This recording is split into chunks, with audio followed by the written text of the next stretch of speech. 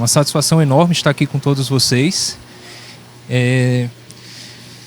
Eu estou trazendo uma proposta um tanto quanto diferente do que de um evento como esse, que praticamente, majoritariamente, é aqui apresentado por engenheiros, né? Eu sou advogado, como já foi falado, e pesquisador na UFRN sobre recursos renováveis, especificamente em recursos de GD, geração distribuída. O tema que hoje eu vou apresentar a vocês e discutir com vocês é sobre o urbanismo energético viabilizado pela geração distribuída. Aqui temos uma temática um tanto quanto distinta do que é discutida maciçamente entre os operadores aqui, mas basicamente quando estamos falando de urbanismo energético, estamos falando sobre sustentabilidade. Estamos falando sobre geração distribuída, estamos falando sobre plano diretor, cidades inteligentes, smart grids, enfim, todo um arcabouço de conceitos e operações que são fundamentais para esse novo marco regulatório que nós estamos tendo aqui no Brasil, como também um avanço na inserção de novas áreas na geração distribuída. E, basicamente, o urbanismo energético ele está inserido dentro de um contexto mais amplo e que é necessário a gente analisar primeiro para, em seguida, entendermos o que se trata e por que isso pode ser uma grande oportunidade, não apenas para prosumidores, como também investidores, geradores e empresas que atuam no setor de energias renováveis, especificamente na geração distribuída fotovoltaica. Aqui temos um cenário nacional sobre o desenvolvimento das usinas solares e nós, nesse contexto, a gente pode observar que alguns estados da nossa federação já têm um amplo avanço nesse mercado, não apenas da geração distribuída, como também de usinas solares, em especial o estado de Minas Gerais, que apresenta aí um quantitativo de legislação, e antecipo que eu não vou tratar aqui especificamente de legislações, na verdade é conceituar o tema sobre geração distribuída a partir da ideia de urbanismo. E essa relação entre a revolução ocasionada pela geração distribuída junto com o novo conceito de planejamento urbano e planejamento de cidades e construção civil também. Há inúmeros projetos em andamento, esses dados eles são de 2021 e como vocês podem ver, é ampla a busca pelo desenvolvimento da geração tanto distribuída solar fotovoltaica como também a promoção das usinas solares. Aqui alguns dados específicos sobre a geração de energia fotovoltaica. E nós podemos perceber que 78% da geração distribuída ela é promovida residencialmente, ou seja, o foco hoje se encontra na residência, enquanto que 10% representa o setor comercial e serviços e com 8% o setor rural e o industrial logo em seguida. O que isso quer dizer, basicamente, é que quando a gente está tratando de geração distribuída, na verdade, o atual marco, estamos numa situação, em um cenário em que apresentam três fatores. O primeiro é a descentralização da geração dessa energia.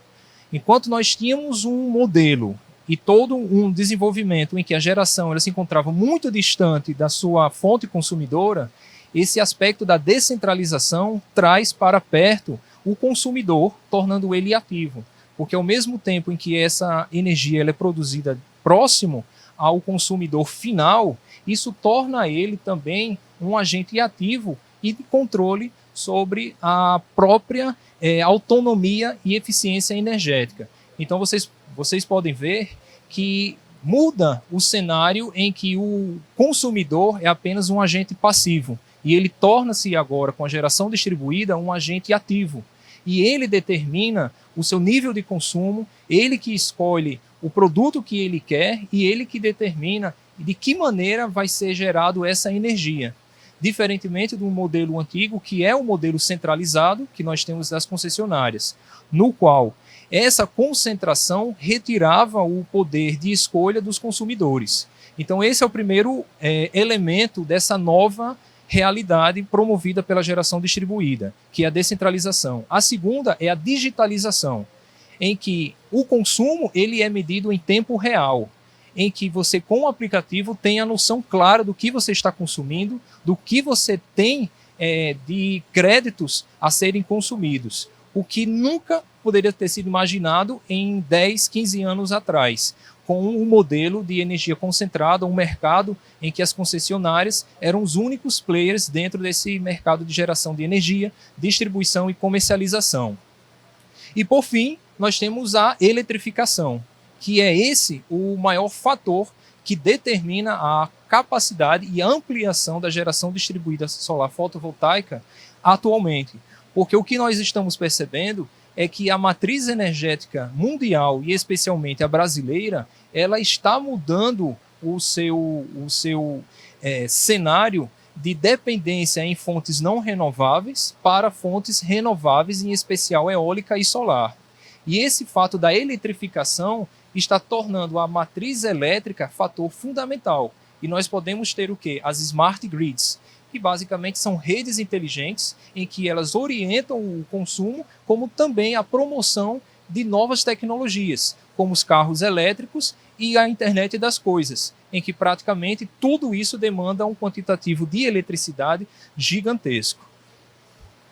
Então, o Decreto-Lei 5.163, que trata sobre a comercialização de energia elétrica em nosso país, lá em 2004, já tratava do conceito de geração distribuída fotovoltaica, geração distribuída. E esse conceito basicamente é conectados diretamente no sistema elétrico de distribuição do comprador. Então, torna esse conceito de energia, gerar energia elétrica concentrada na mão das concessionárias para a difusão e a democratização da geração da energia. E essa democratização é o que tem se tornado a cara do setor de geração de energia fotovoltaica. Nós temos o Instituto Internacional, o IEA, que define, que eu acho que a melhor definição para o setor é a instalação que esteja nas dependências do consumidor. E aí nós temos inúmeras modalidades: a cogeração, geradores de emergência, painéis fotovoltaicos e geração eólica. E isso está dentro de um apelo maior, e esse apelo são os Objetivos do Desenvolvimento Sustentável, que agora há pouco foi até mencionado. E, basicamente, essa questão do urbanismo energético, ela aborda dois aspectos dentre esses objetivos do desenvolvimento sustentável, que é a energia limpa, acessível a todos, e cidades e comunidades sustentáveis. Então, nós temos como objetivo, até 2030, assegurar um acesso universal, confiável, moderno e a preços acessíveis dos serviços de energia. E essa situação, embora seja algo que aparentemente esteja bastante distante da nossa realidade, mas isso é uma realidade local, porque inúmeros governos e municípios estão compromissados a desenvolver, fomentar e principalmente determinar em suas políticas públicas o incremento dessas políticas internacionais no desenvolvimento da energia solar e energia eólica. E no caso da geração distribuída, como eu falei, pela sua acessibilidade e a sua descentralização, torna ela muito mais próxima da nossa realidade, fazendo com que os gestores públicos sintam na obrigação de fomentar isso através de suas normas municipais, que eu irei falar um pouco à frente. Só a título de exemplo, o governo federal, em 2022, apresentou esse painel sobre o Índice de Desenvolvimento Sustentável das Cidades. E um desses elementos é justamente o quanto as cidades promovem a geração distribuída solar fotovoltaica, como também a cidade ela tem um quantitativo de geração de energia solar fotovoltaica, como um dos apelos à cidade sustentável, como um apelo à qualidade de vida nas cidades. Então, o contexto é esse. Estudos feitos pela ONU, em seu relatório sobre perspectiva da urbanização, nós observamos que cada vez mais há uma concentração das pessoas irem residir nos centros urbanos. E residir em centros urbanos basicamente quer dizer demanda maior de energia, seja ela energia de fontes não renováveis, como o petróleo na geração de combustíveis para os automóveis, como a geração de energia na fonte elétrica, ou seja, a questão de energia solar e energia eólica. E mais de 70% das pessoas moram em centros urbanos até 2050, o que isso torna um impacto gigantesco na questão da malha elétrica e no sistema elétrico brasileiro. Portanto, a lógica do conceito de urbanismo energético parte da integração entre políticas públicas de urbanismo e o que isso tem a ver comigo, que é um investidor, empresário do setor de energia fotovoltaica, com as políticas públicas. Basicamente, são elas que vai facilitar e gerar incentivos fiscais, por exemplo, para com que mais outras pessoas consigam adentrar no mercado de geração de energia distribuída, no caso a fotovoltaica. E a partir dessas políticas, como, por exemplo, incentivos na redução da cobrança dos impostos ao IPTU, por exemplo, que é uma das promoções ao que se chama de IPTU verde, é uma dessas políticas que cada vez mais tem sido fomentadas pelos governos municipais. Além disso, as energias renováveis, em especial a geração distribuída fotovoltaica, tem sido ela um elemento fundamental para que os gestores públicos, empresários e a academia, no qual estou aqui representando também, tenham aí uma comunhão de interesses na promoção dessas cidades sustentáveis. E, obviamente, uma cidade em que haja qualidade de vida a partir dessa energia limpa.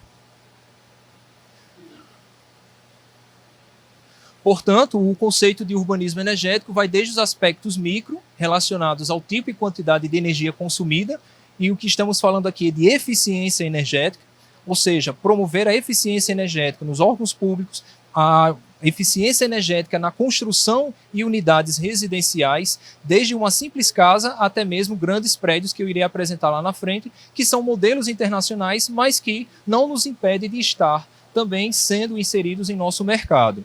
E, portanto, o urbanismo energético é a forma de conduzir ações voltadas ao planejamento eficiente do consumo de energia e a promoção de fontes renováveis nos espaços urbanos de maneira sustentável.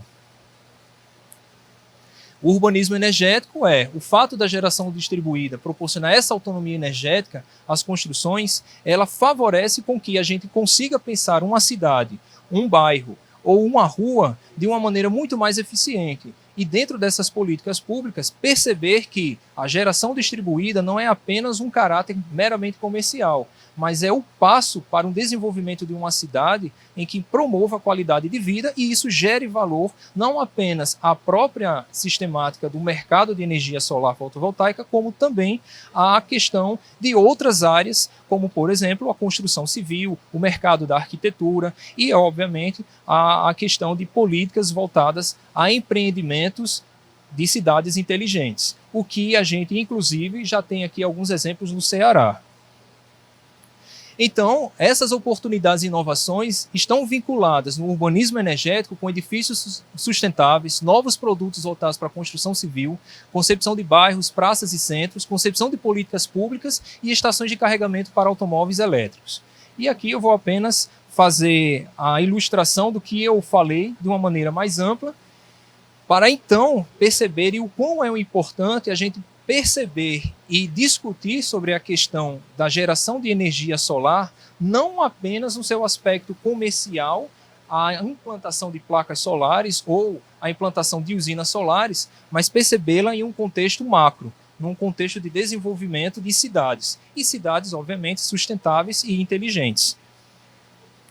A exemplo, o município do Natal tornou em seu plano diretor, na lei complementar 208, aprovada em 2022, justamente tudo o que eu estou discutindo aqui com vocês. Ou seja, temos um referencial legal na nossa capital sobre a questão do urbanismo energético, no qual o plano diretor tem como objetivo estimular o desenvolvimento e a utilização de inovações tecnológicas, modais e energias renováveis. E o mais interessante, são requisitos para obtenção de incentivos. Incentivos o quê? Incentivos fiscais à implantação de soluções voltadas à produção energética por meio de fontes renováveis ou geração de energia limpa para consumo próprio ou a venda de excedentes. Então, imaginar vocês como empresários do ramo de energia solar, em que podem estar vislumbrando, a partir de algo que está fora da realidade de vocês, que é o urbanismo, direito imobiliário, todas as questões de planejamento de uma cidade, e encontrar aí uma nova área de oportunidades e exploração de mercado. Então, nós temos alguns edifícios sustentáveis espalhados pelo mundo, não é?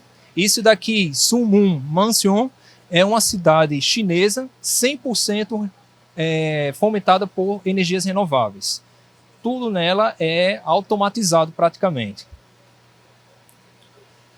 Nós temos também o Estádio Governador Magalhães, lá, que é promovida por inúmeras placas solares, e é ela que sustenta toda a energia consumida e, obviamente, o melhoramento e eficiência energética no estádio. E aqui, na Alemanha, nós temos a integração entre energia solar e arquitetura. E isso, obviamente, como promoção de um novo design em que pensa a energia solar, a geração distribuída, não apenas como placas solares, mas como, obviamente, um projeto de arquitetura inteligente. Isso daqui também são outros exemplos, aqui na Alemanha também. E, por fim, o novo marco, agora que a gente começa a trabalhar aí com telhas ecológicas, telhas que estão incrementadas junto com placas solares. E aí, novos materiais e condutores de energia. Bem, pessoal, é isso que eu tinha para apresentar a vocês. Espero que tenham gostado. E, basicamente, é esse o conceito, são essas as oportunidades relativas ao urbanismo energético.